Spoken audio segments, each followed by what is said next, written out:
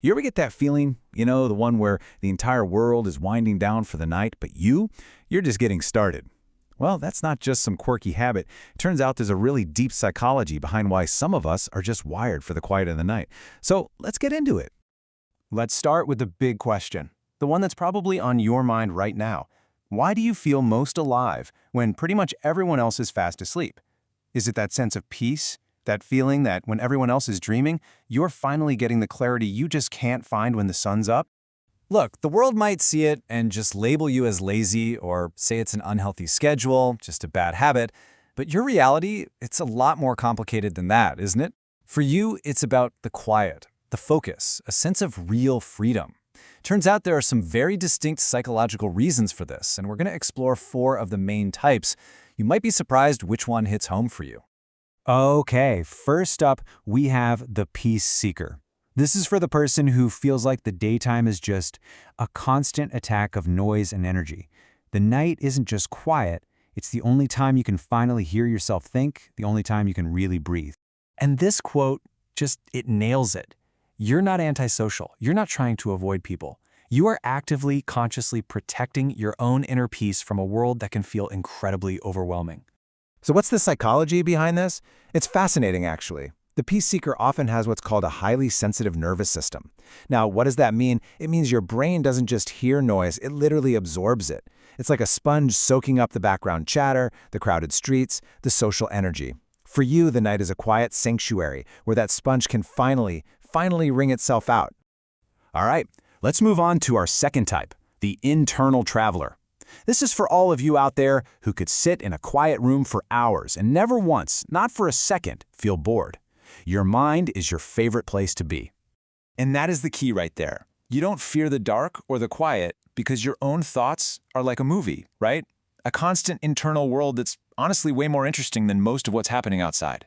The daytime demands that you focus outward, but the night lets you finally turn that focus inward.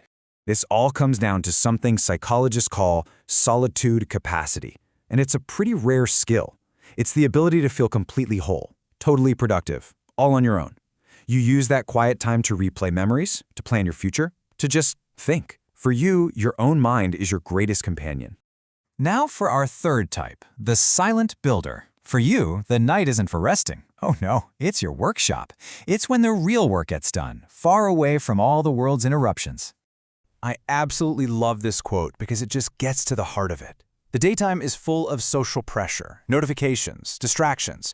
But at night, that's when you get to enter your own personal lab. Whether you're working on a side hustle, practicing a skill, or just getting lost in a book. You're not hiding from the world. You're getting ready to conquer it. And this is all driven by a really powerful psychological need for self-determination. You feel most alive, most you, when you're in complete control of your own time and choices, away from the constant buzz of what everyone else expects.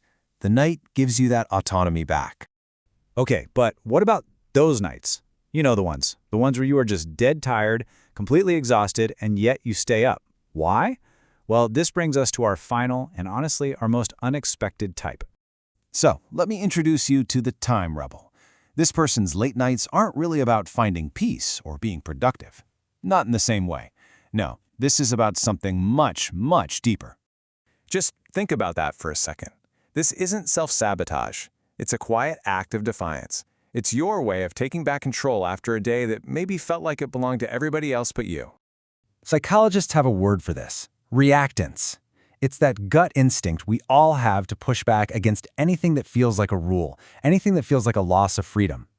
So if your day was packed with meetings, chores, and schedules that controlled you, staying awake when you should be sleeping is your way of planting a flag and saying, no, this time is mine. I am in control here.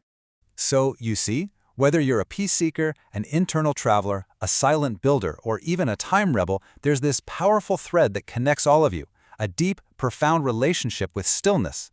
And let's be really clear about something. Preferring the night is not a flaw. We live in a world that just glorifies being busy, being loud, being on all the time. And in that kind of world, you have the rare courage to do the exact opposite, to embrace the quiet, to embrace the still. You've figured out a secret that honestly most people miss in the chaos of their daily lives. You understand that silence isn't just an absence of something. It's not empty space. It's the total opposite. It's full of meaning.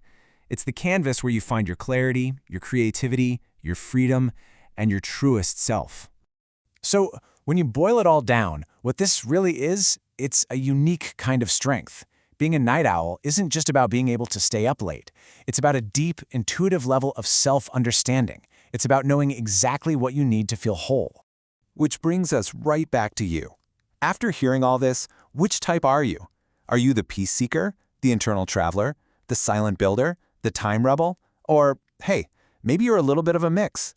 Really think about it, because understanding your own rhythm, well, that's the first